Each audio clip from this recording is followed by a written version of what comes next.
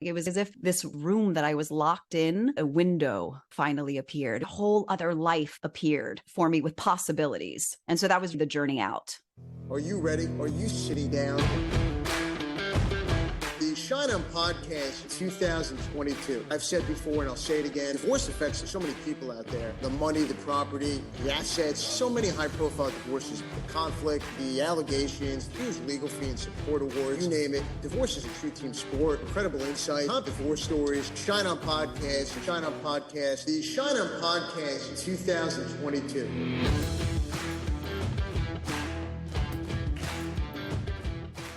It's episode 49 of the Schein podcast. I'm Evan Schein. Happy October, everyone, as we inch closer to episode number 50. And on this week's episode of the podcast, we bring the joy. That's right. It's fall. I just settled the case that was on for trial, which is a great thing. We are coming off an incredible last episode featuring top St. Louis family law attorney, Carrie Mogerman. It was producer Dave's birthday last week. Does it get any better than this? And your birthday coming up next week. That's right. Couple of October boys. Yes. All great things to come. And look, Dave, I'll tell you what, we have an incredible lineup of October episodes and featured Schein on podcast guests. What is not to love? And I'm sure if you're thinking to yourself, Schein, come on, joy. You're going to talk about joy on a divorce podcast. You're a divorce attorney. You're a family law attorney. You see people at their absolute worst, the lowest of lows, the darkest of times, when all sorts of emotions overcome each and every moment of our days. How can there be joy? How can there be even a sliver of joy or a silver lining in what you hear as a divorce attorney, or what you see, or what your client's past experiences have been? Well, Dave, today we get that answer. You want to find out how to turn trauma into joy, darkness into light, lows into highs. This episode is for you. Coming up on today's episode, I am joined by a two-time TEDx speaker and best-selling author, Shari Alyse. She kicks off the month here on the Schein on podcast. She is the author of the book, Love Yourself Happy, A Journey Back to You. And on today's episode, we are going to dive deep with Shari. We're going to talk about her book, her childhood experiences, the trauma, the moments that shaped and impact her life forever, the impact her trauma had on her, and how she bounced back to find the joy. We are also going to talk about the power of perspective and being wrong, and how understanding this very thing may just be the key to understanding yourself and your relationship. But producer Dave, before we even get into the docket, tell us what every Schein on podcast listener wants to know. How'd you celebrate the birthday? Well, kind of low key, but my son, Adrian, who I've talked about before, Adrian has autism, so he can be a creature of habit. He loves his steaks. He loves his steaks and potatoes. So we went to Del Frisco's and we just stuffed our face. How good is Del Frisco's? Oh, it's the best. It doesn't get better than Del. Yeah, started with fried deviled eggs into the big steaks and finished with coconut cream pie and went home and fell asleep. So that might be the best thing I've ever heard. Happy birthday to you. I'm fired up for the docket, so let's get right into it. Let's do it. And now, let's see what's on the docket. Couple of interesting news items for the docket today. First one, international news comes to us from BolaVIP.com. Item 1. Headline reads, Francesco Totti introduces his new girlfriend just 2 months after his divorce. The former AS Roma legend. This is soccer we're talking about, right, Evan? If I gotta tell you, I mean, when it comes to soccer, I don't know much. I don't know either, but he's a legend in Italy. He was involved in a scandal that led to a divorce, but now he's moved on and introduced his new girlfriend just 2 months after splitting up. What were your thoughts on this one? Dave, when it comes to Francesco Totti, here's what I know. The guy is an absolute legend on the soccer field, but off the field right now, this guy is getting eviscerated for introducing his girlfriend to the world just 2 months after his divorce was finalized, when the ink was barely dry. But let's slow down. let's take a step back. Look, it's easy to grab a headline like this and go on the attack. How dare he? It's too soon. How disrespectful to his former spouse and his kids. Maybe, just maybe, this is actually someone he's been dating for a while. And maybe, just maybe, this is someone he had already introduced his children to with his former spouse's permission. And maybe, just maybe, his divorce took years to finalize. Would that be a shock? Look, I have this issue all the time. Clients ask me, can I date?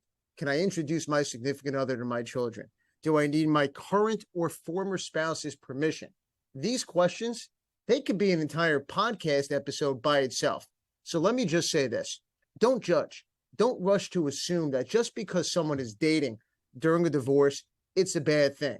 In fact, it's often a great thing. I encourage my clients to date, to find happiness, to live their lives and find the joy in a time of what seems to be an impossible transition.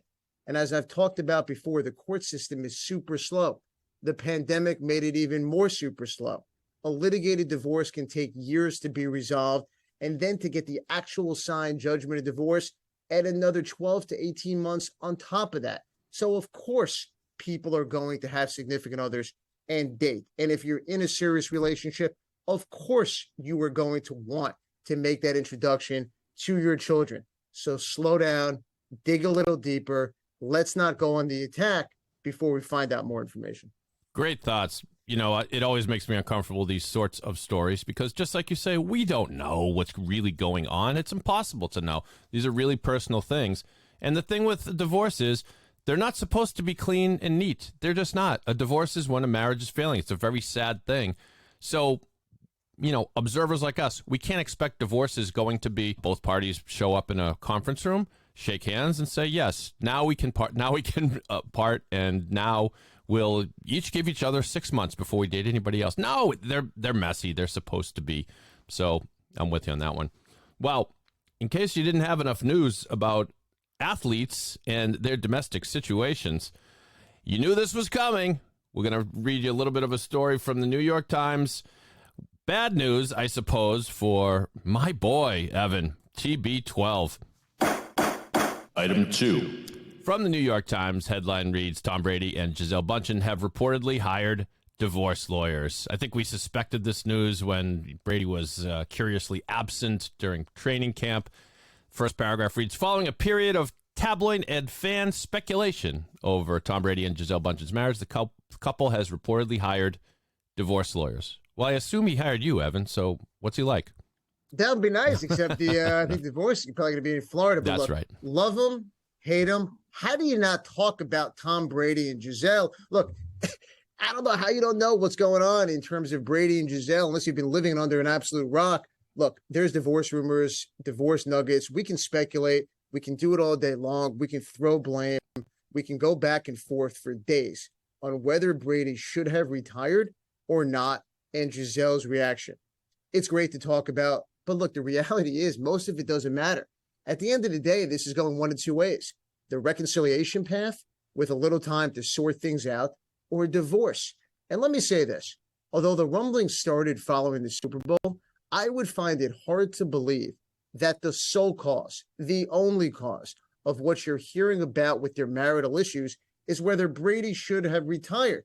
He's a football player playing in his 40s. Do you think the conversation on whether Brady should have retired or gone back to the Bucs, this is the first time it ever came up? The guy's in his mid-40s playing the most violent and the most physical game out there. There is no way this is the cause of what you hear about in terms of the marital strife. And also, just because they've hired divorce lawyers, it doesn't automatically mean they're getting divorced. And they may. And honestly, the Vegas odds for whether they actually get divorced may get more attention than the Super Bowl this year. But look, when you have the wealth, the fortune, the fame, the estates that both of these two have, it makes all the sense in the world to have a team of lawyers, a team of financial experts, a team of accountants guide you to figure it out. And the other thing that it did, and I don't hear anyone talking about this, it takes just a little bit of the attention away from them and maybe they reconcile, maybe they try to work things out with a psychologist or a therapist and they try to figure it out, or maybe they don't. But just because you hire a divorce attorney, it doesn't automatically mean that you're getting divorced. Yeah, and you're right. These are the exactly type of people that should be hiring lawyers. If the topic is even on the table, they're two of the wealthiest celebrities around. She's got more money than he does purportedly.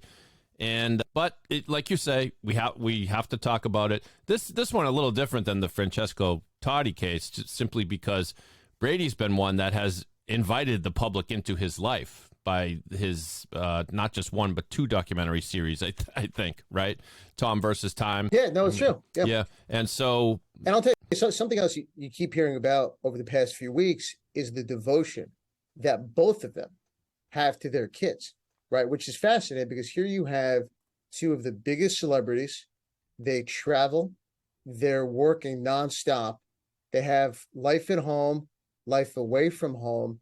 And all you keep hearing about in recent weeks is how both of them are so devoted to their children, which is a great thing to hear.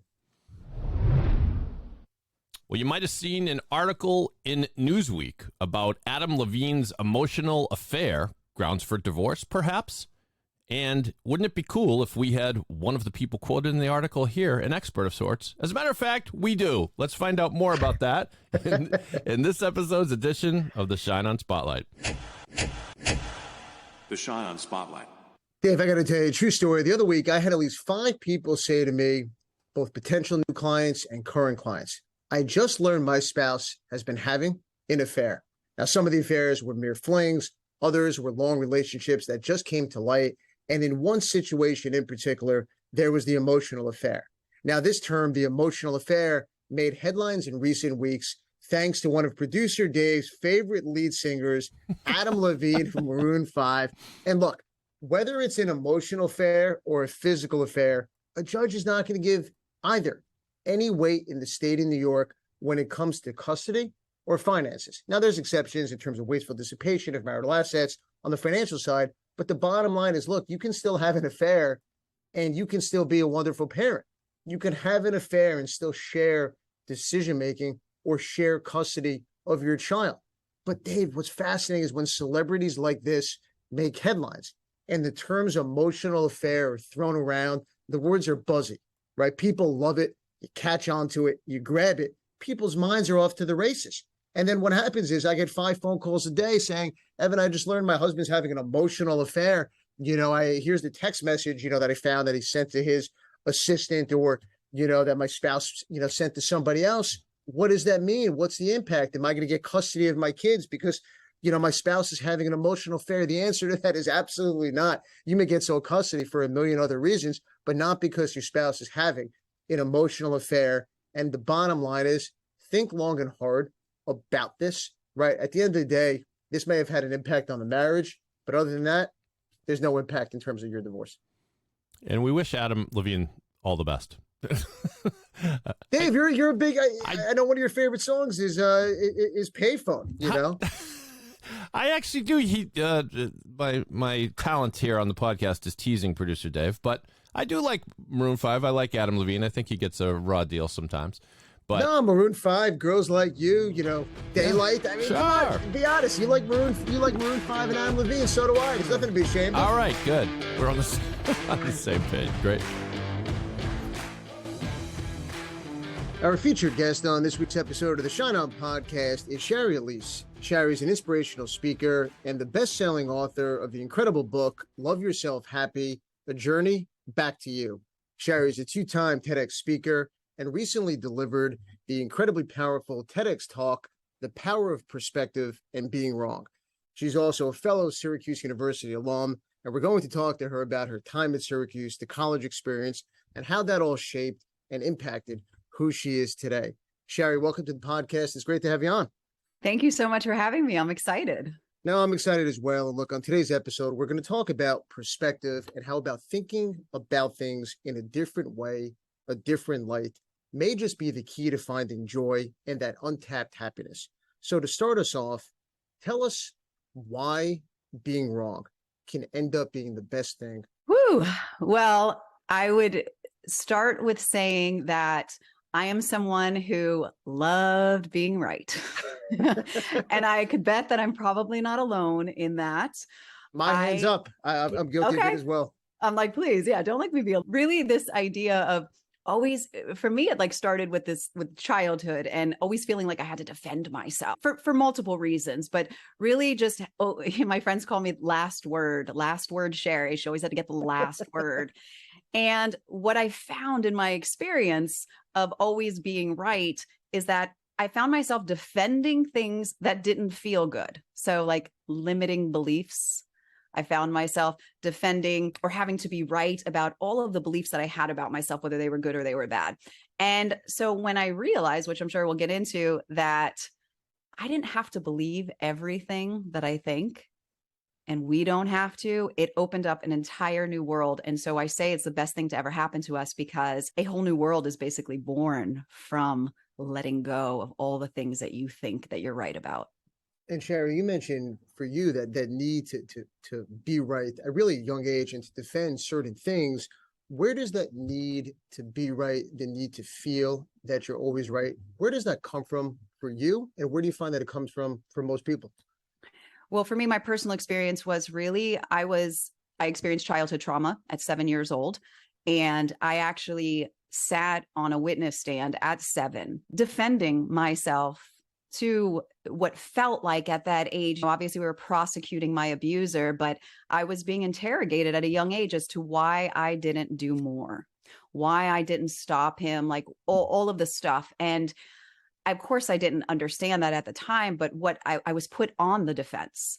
And so throughout my life, I found myself that is anytime anybody would say anything to me, it was like I immediately I was on the defense and had to defend myself. And so I always had to share, like it was like a form of protection almost. Like if I could be right, if I could share why this means so much to me, then I would be safe. And go ahead. And Shari, you talk about that experience. I can't even imagine going through that. And we'll talk more about that when we get into your book.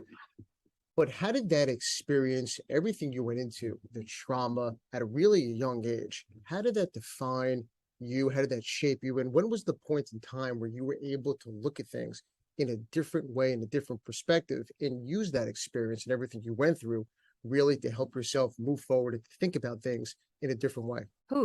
It shaped my entire life for me. I mean, honestly, from that young age, you start to, well, for all of us, we start to create these beliefs about ourselves and about the world. And so for me, beliefs started looking like that the world wasn't safe or that people couldn't be trusted. And I didn't know this consciously. So I would end up creating relationships and circumstances in my life that always proved to me that the world wasn't safe, that men couldn't be trusted, that I wasn't worthy. So my life was defined by that. And I didn't realize that I was having those beliefs because I found this positive path and to always be happy and find the good. And so I was like, well, I won't be a victim. I'm not going to be a victim. And so I tried to make all these choices that were unlike that, but ended up defining myself by them. And to be honest, the way out for me was really about being tired of repeating patterns, tired of finding myself in the exact same place over and over again, to finally just start taking small steps and reaching out for help, whether that for me, that was books that I read, whether that was listening to motivational speakers. And for me, what that did was, it was almost as if, and I talked about this in my talk, like it was like as if this room that I was locked in, the window finally appeared. A whole other life appeared for me with possibilities. And so that was the journey out. And in terms of the walls and that you put up and that you felt and experienced, was there, and that feeling of being stuck, how did you move forward to really have those walls begin to come down and to look at things differently, to begin to trust people, whether it's friendships or intimate relationships? How did you experience all that to take the walls down and to really learn to trust people in all sorts of relationships? It began with trusting myself, to be honest. So up until that point where I started to, I call it awaken, to understand that there was more out there than what was behind these walls, that only began when I started really looking within. So more of self-awareness, mindfulness work, but really I would say looking at my past experiences and seeing how I got through them, that as challenging as they were, I always made it to the other side. And usually that other side somehow was better. And so I started to become aware of that and really reflecting on that. And so the more and more that I sat with that and watched myself and how I showed up in the world, I realized that I could trust myself. And that meant that I ultimately could trust the choices that I made, that I could trust the people because I believed that I would make better choices. So it was really about self-connection. And Shari, you talk about all this and about your journey and your past experiences and how you use that really for yourself and to help so many people. And we'll get into the book, but going back to the TED Talk, which I thought was brilliant on perspective and really the admission of being wrong and what it could do to a relationship in terms of strengthening that relationship. How hard is it for someone to actually admit that they are wrong, whether it's in an intimate relationship or a friendship or in a professional working setting? Oh, it's super challenging for most people. Yeah. I mean, and I think it's ultimately because the majority of us want to, and I'll say majority, want to control our circumstances, our situation, because it makes us feel safer. If everybody would just act the way that we act and show up the way that we would show up, our lives would be easier. And it's a caveman type thing. Like really at the end of the day, our brains want to protect us. And so holding on to what we have come to believe is the right way makes us just feel better. So I think, and in my experience and with people, that's what's hard about saying you're wrong, because then that means that everything you have come to know and come to believe, it's kind of like your earth moving beneath you. It's like, whoa, everything just got shaken up. But from that moment where there is that admission of being wrong, let's talk about a marital setting or an intimate relationship. I would think it could actually strengthen the relationship, whether it's in the short term or even long term. If you're able to have certain conversations, certain real defining productive moments in that relationship where you can be honest and transparent and admit when you're wrong, it will not only change your perspective and how you think about yourself, but also how you think about your partner.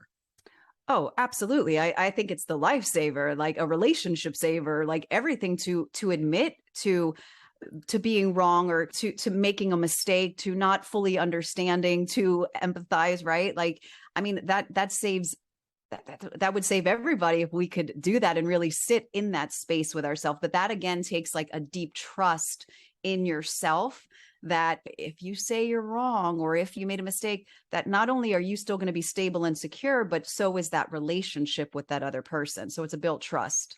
And Shari, you talk about self-awareness and really looking within before you can look outward. So how can people learn to love themselves?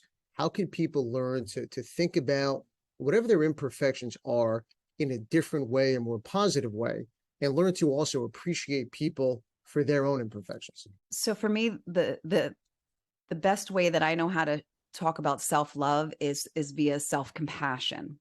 So being able to really just sit with yourself, with your emotions, with your life experiences, with all the choices that you've made, and come to the understanding and realization that you're human, that every single one of us are. And when I was able personally to realize that I didn't have to be perfect, that none of us are, that I was able to offer myself more grace, and we are all able to offer ourselves more grace. Because I remember specifically thinking in a relationship when I had hurt somebody and I was the one who hurt. And I remember how much I loved that person. And I was so deeply sorry for what I had done. It was like everything unintentional. And when I was able to see that within myself, I realized, oh, so those people who do the same to you could possibly be feeling that same exact way. And so then that allowed me, being able to see myself, I was able to see you more clearly, and then be able to offer that forgiveness or that space of all of us being able to understand each other. And Shari, I love that. Now you talk about really this pressure to be perfect. Where does that come from? And as we look around the world today, whether it's social media and Facebook and Instagram, and really the pressures today that so many children, teenagers are coming up with, what do we do about that pressure to feel perfect, the pressure to look a certain way, the pressure to feel a certain way, the pressure to do something exactly as someone else expects you to do it? That's a big one there. But first, I think it takes more people who are showing up in social media to be more real. I think it takes more for us to share our own personal challenges. And way before it became this thing of like people being like, this is what my life really is. Like everyone's authentic now and trying to show the real deal. Like when I started in this field, because I started doing video blogs like 15 years ago, 20 years ago, and I would talk about my hair loss and I would talk about all of the challenges that as much as I was the joy magnet, I still faced insecurities and self-doubt. So I thought it was so important that we all need to see each other on a real human imperfect level. And so I say it starts with the people who are creating, whether it's the media or whether it's a personal influencer, to really share the truths of what we're going through. And then also for the person on the receiving end to understand, to come to that realization that all of those things that we think that we need, they never fulfill us. I mean, if we think about our own lives, right? Like we have these goals and we achieve them. And then it's like, what's the next thing? I don't feel good enough. But it's one of those things that when you're young, when you're in high school, when you're in college, it's so hard. And as I take myself, back to that time period, it's so hard to realize that at that moment. And so when 15, 20 years later, after the fact, and you see what's happening, but in the moment when you're around other people and you're feeling that pressure, it's a hard thing. Absolutely. And I mean, it was when we were younger too, we had the same thing. It just wasn't social media. For me, it was like looking at the television actors, and it's really about, I think, instilling in ourselves, or especially as parents, like self-esteem, letting our kids know that whatever choices that they make, that they're the best ones that they know how to do at the time. Like these are the things I think we should be teaching in school. Absolutely. Yeah. And having these open conversations, because I think it's part of our journey of, especially during the developmental years, like that we look to other people for our guidance, right? So what if parents decided to let their children find their own way and to share with them that whatever they find and whatever they discover is okay? Shari, you are America's joy magnet. So I have to ask you, think back to a moment or time in your own life when you experienced unexpected joy. When was that for you?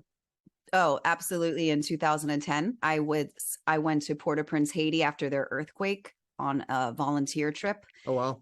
Yeah. And it was just one of those moments. Like I never thought about doing missionary work or volunteer work, but I saw something on TV and I was like, I really need to go help. And a week later I was with a volunteer group. And I went there thinking about, with so many supplies and thinking about all the things we were going to bring to them. And I was like, so cheesy. Like, I'm going to bring them love and I'm going to bring them hugs and we're going to bring them all this and stuff. I'm sure you did that as well. Yeah, I did. And when I arrived there in the midst, and we were rebuilding an orphanage and a school. Okay. And when I arrived there in the midst of devastation and destruction, and I mean children with missing limbs, everything, there was this palpable joy that I had never felt before, never seen before, something that I couldn't explain. And it just got me. That's where my journey about joy really began, because I really wanted to understand it more. So here is a setting where people have nothing to what we think we need for joy. And yet it was like nothing I'd ever experienced. So I wanted to find out more of what that was, who had access to, what it looked like. No, I love that.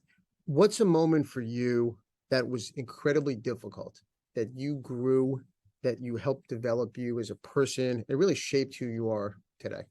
Many moments, but it was like cheesy enough. I would say my first heartbreak in college. It was my high school sweetheart. We were engaged to be married, and he was, what's the word? He was not, he cheated. I was going to try to say. We can call it what it is. Sure. Yeah. But for me, what that did was, it was the first time that I had trusted. When I said I went through a lot of my life mistrusting, and it was the first person that I felt like I let my guard down with. And my whole world was shook from there. And it was from that moment that I realized that I couldn't find the stability in him or anybody else. I had to find that within me, but it was devastating. As you look back to that relationship and what happened, did it change your own search for love? Did it change the perspective or the lens in terms of how you viewed a partner or what you were looking for? Well, it definitely put my lens for love turned inward. Yeah. I always say, like, I went 5,600, and this is true, 93 days being single, like, and really learning how to love myself and really learning how to have relation with myself, because I had been looking to everybody else, partners, friendships, achievements for love, for acceptance, for validation. And And Sharon, once people hear so much about that. Love yourself, learn to love yourself.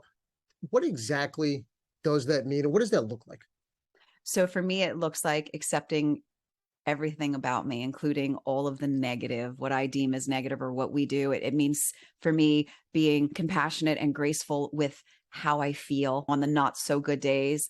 It means being able to look at myself in the mirror every day, and this is true, and get excited to see myself, like just like an old friend. But more than anything, it means being forgiving on the days that I don't show up as my best self.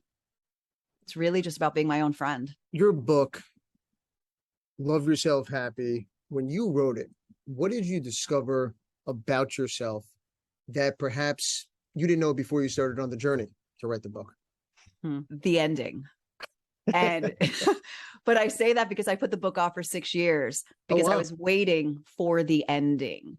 And what I ended up realizing is that there is no ending, that it's every moment that we show up for ourselves. So as I was writing the book, I was expecting this big revelation, this big fairy tale wrap up, and there was none. And that's how life is. It's how do you show up in each moment and give your best to each moment. What's your advice to someone who's listening, who's struggling with loving themselves, self-awareness, self-compassion, who has some days that are better than others? They have highs, they have lows, they have heartache after heartache, the relationship, they're in the mix of relationship struggles. What's your advice to someone who just feels stuck in all aspects of their daily life?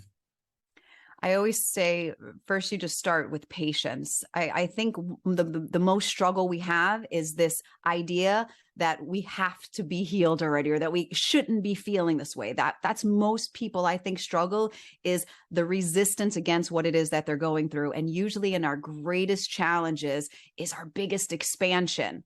And so I would say, be patient with yourself, spend more time with what it is that you're going through. We try to distract, right? We're like binge Netflix series, hang out with our friends, have a drink. We're all guilty of it. Yeah, because we don't want to sit with our emotions. And what I have found is that when we sit with it, we realize that there is so much wisdom there. There is so much love waiting there for us. There is so much knowledge. And we also realize that it's not as big and scary as we think that it is. Like, I had this idea that all the monsters in my closet were so much bigger than they were. And when I shed light on it, I was like, oh, it's just a shadow from my like. Yeah, no, it's true. And that brings up a question I had when you talked about, and you've been open about your childhood and the trauma and everything that you went through.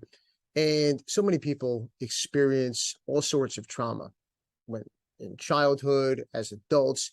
Is there something when people address, a lot of people, they try to, bury it, not talk about it, run away from it, escape from it.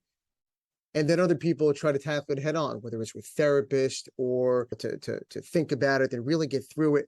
What worked for you? And what's your advice to someone who is looking to run away from their past experiences as opposed to dealing with it head on? So what didn't work for me was running from it. And that was how I spent. And I want to say that because most people do that. And I want them to know that they're not alone. So most of us don't want to sit with that hurt. And it wasn't until I literally, like I said before, turned towards it and sat with it and asked the trauma questions, asked my younger self. In my book, I talk about the moments that I had where I reconnected with my 7-year-old self. And I heard a voice to me, it was God, but that just said, you weren't supposed to leave her. You were supposed to love her. And so for me, facing my trauma was really about asking my inner child what she needed from me. What can I give her now? Because we can't go back and change the past and change what happened. We can only show up for ourselves right now in this moment. And this might sound cheesy, but it's changed my life and many others that I've taught it to. What my 7-year-old self said, all I wanted was a hug. And I started giving myself daily hugs every day and just sitting with her. And so I say, sit with your trauma, sit with that pain and say, what do you need from me now? Because that's all we can do is show up right now and give ourselves what we need. How hard was it for you to relive everything you went through when you were writing the book?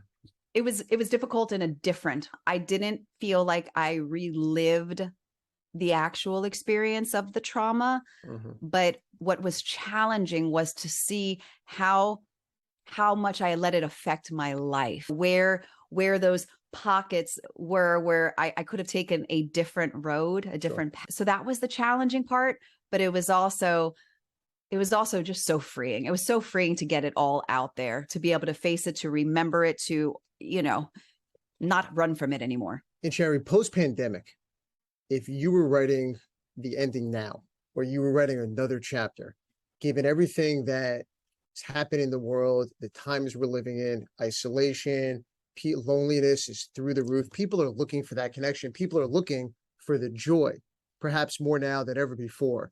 How would the ending be in the book, or what would you add if you wrote the book post-pandemic as opposed to before?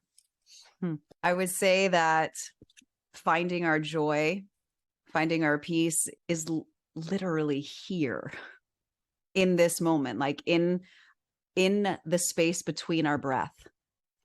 And I say that because even in the book, I'm running around and I'm searching and I'm traveling the world and looking for everything that existed right here. And I would say that all of the thoughts that come our way that are trying to get our attention, that we do not have to give our attention to every one of those thoughts, that we get to choose which ones that we want to entertain. They're all auditioning for us. Like, hey, pay attention to me, pay attention. But we only have to cast the ones that feel better.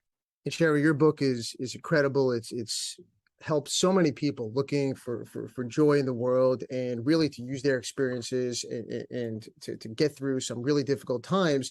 Tell us about an experience for you where you helped a friend, a loved one, a coworker, anyone to find joy in the darkest of times. So I had a dear friend who lost their mom recently, and, sitting in those moments, sitting with grief, a lot of people just believe that there is a certain process that needs to happen.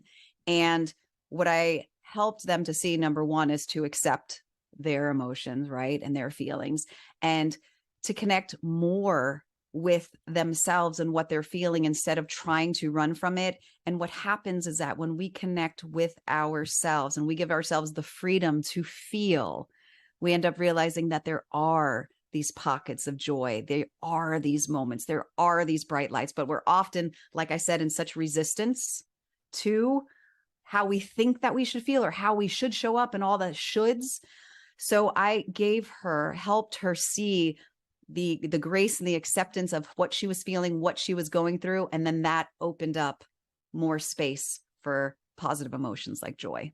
And Shari, when people hear that you're America's joy magnet, people will think that finding joy, the search for joy, the search for love, everything would just come so natural and so easy for you.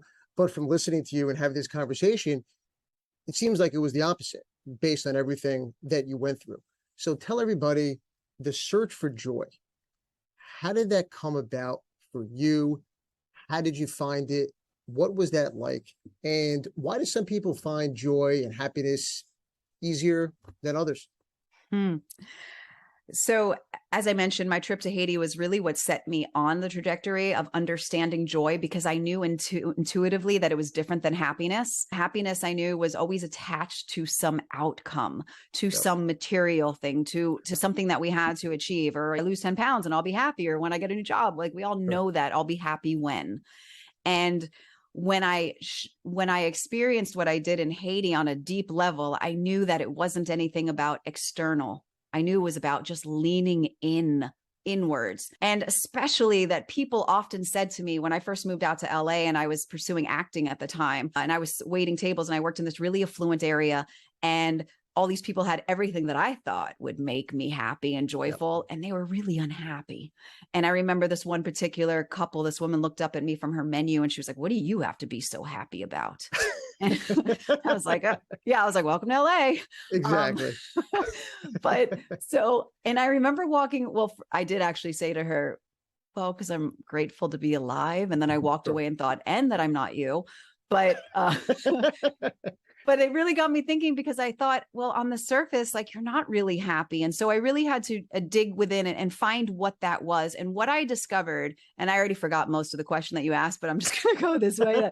No, go with it. What I discovered was that happiness, the big happiness, is made up of moments of joy, like the micro moments of it. Because when you usually ask people, "Are you happy?" it takes somebody like a moment to figure it out. They're like, well, I'm happy in my career, but I'm not happy in my relationship. It's like this whole internal dialogue about happiness.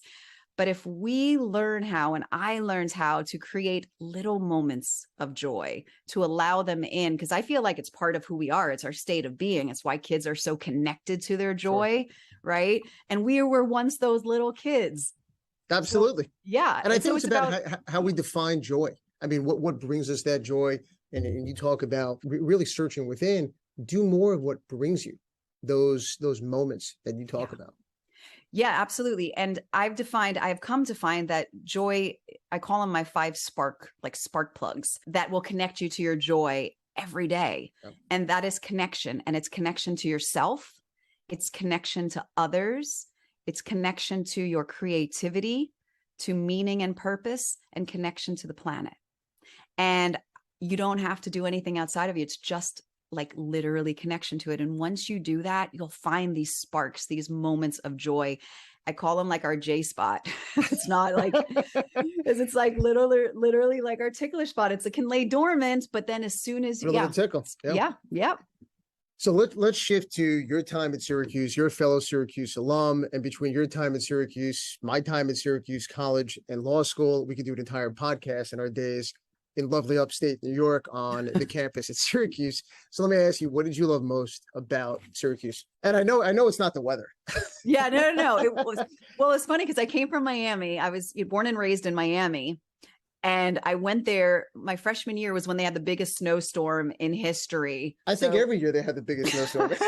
Well, up to that point, it was the biggest. And I was like, wow, welcome to Syracuse. Like, I was going to say, I have to ask you, what were you thinking going from the sunshine in Miami to Syracuse, where, look, for some people it's the cold, for others it's the snow. For me, there was just no sunlight for about 9 months of the year. But what were you thinking?